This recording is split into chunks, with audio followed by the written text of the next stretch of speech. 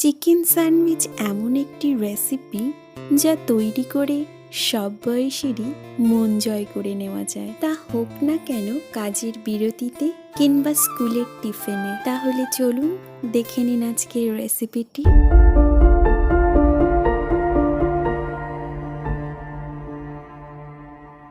Chicken sandwich বানাতে প্রথমেই আমি প্যানে তেল গরম করে নিচ্ছি এবং দিয়ে দিচ্ছি পেঁয়াজ কুচি। পেঁয়াজগুলোকে হালকা লাল করে ভেজে নেব। এরপর সামান্য কিছুটা নুন দিয়ে আবারও কিছুক্ষণ নাড়াচাড়া করে নেব।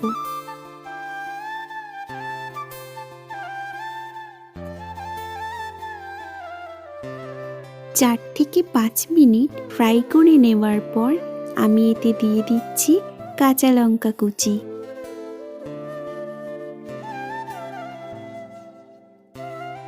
1 থেকে 2 মিনিট মতো সময় নিয়ে আবারও একটু ফ্রাই করে নেব।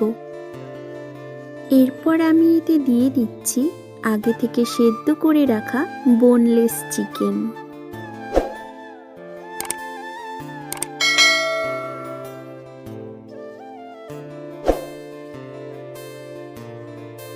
এরপর আমি এতে দিয়ে দিচ্ছি হলুদ গুঁড়ো, জিরে গুঁড়ো, গোলমরিচের গুঁড়ো এবং সামান্য কিছুটা নুন। সব কিছু ভালোভাবে মিশিয়ে নেব।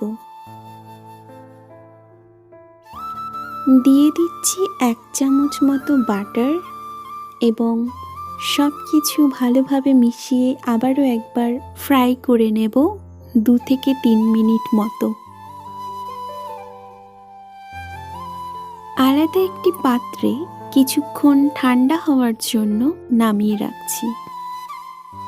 এরপর আমি এতে দিয়ে দিচ্ছি বেশ খানিকটা মেয়োনিজ এবং ধনেপাতা কুচি। আবারও একবার সব কিছু ভালো মতো মিশিয়ে নিলেই তৈরি স্যান্ডউইচের পুর। নিয়ে নিচ্ছি স্যান্ডউইচের জন্য স্লাইস ব্রেড।